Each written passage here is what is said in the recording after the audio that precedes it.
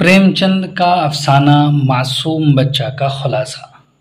अफसाना मासूम बच्चा प्रेमचंद का है। ये उनके अफसानवी मजमूए वारदात में शामिल है। कहानी का आगाज ही आम अंदाज में हुआ है। ये जुमला देखिए, गंगू को लोग ब्राह्मण समझते हैं और वो अपने को ब्राह्मण समझता भी है। भी का जोर समझने के लिए खुलासा मुलाहजा कीजिए। गंगू एक सख्त मिजाज इंसान है। ये मरकजी किरदार भी है। इसी तरह ये कहानी के रावी का नौकर है। अचानक एक दिन गंगू छुट्टी तलब करने अपने मालिक के पास जाता है और नौकरी छोड़ने की बात करता है और विधवा आश्रम यानी वो घर जहां बेवा औरतें रहती हैं से निकाल दी गई। गंगू बदचलन औरत से शादी करना चाहता है। यही वजह है कि वह काम छोड़ने की इत्तला अपने मालिक को देता है।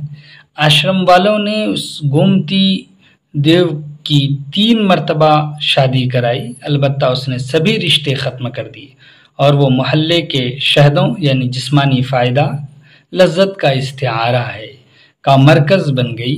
गोमती देव को अलग नज़र यानी ओछी निगाह से देखा जा रहा है, लेकिन गंगू गोमती देव पर लगे इल्ज़ामात को बेबुनियाद तस्लीम करता है। गोमती देव को बेहोश होने की बीमारी है और भूत प्रेत का असर है। इन सब की वजह से कहानी का रावी यानी गंगू का मालिक उसका इस्तीफा कबूल कर लेता है। फिर उसके बाद यहाँ से कहानी का दूसरा हिस्सा शुरू होता है जो उसी से जुड़ा हुआ है कि इस हिस्से में प्रेमचंद गंगू और गोमती देव के ताल्लुक से एक और पहलू से नज़र डालकर समाजी सच्चाई पर इजहार ख्याल करता है। कहता है कि गंगू और गोमती की शादी को 5 महीने हो गए। एक दिन गोमती देव गंगू के घर से भी भाग निकली। गंगू के मालिक ने जब उससे पूछा कि रुपए पैसे लेकर भागी है तो उन्होंने नहीं में जवाब दिया। कुछ अपना साजो सामान भी छोड़ गई थी, लेकिन गंगू अब भी उसको फाहिशा या गलत मानने को तैयार नहीं था।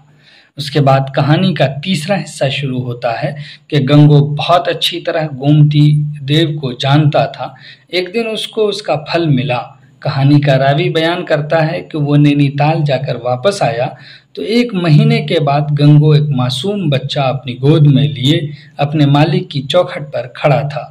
यहाँ बता दें, जैसा कि ऊपर इशारा हुआ, कि गोमती देव भागने के बजाय अपनी एक सहेली को इत्तला देकर बच्चे की पैदाइश के लिए लखनऊ ज़नाने अस्पताल गई थी। बच्चा शादी के 6 महीने में ही हुआ, लेकिन गंगू ने यह कहकर उसे कबूल कर लिया, मैंने एक खेत खरीदा था, अब अगर उसमें कोई फसल उगा है तो क्या सिर्फ इसलिए न लूं कि उसको किसी और ने बोया था।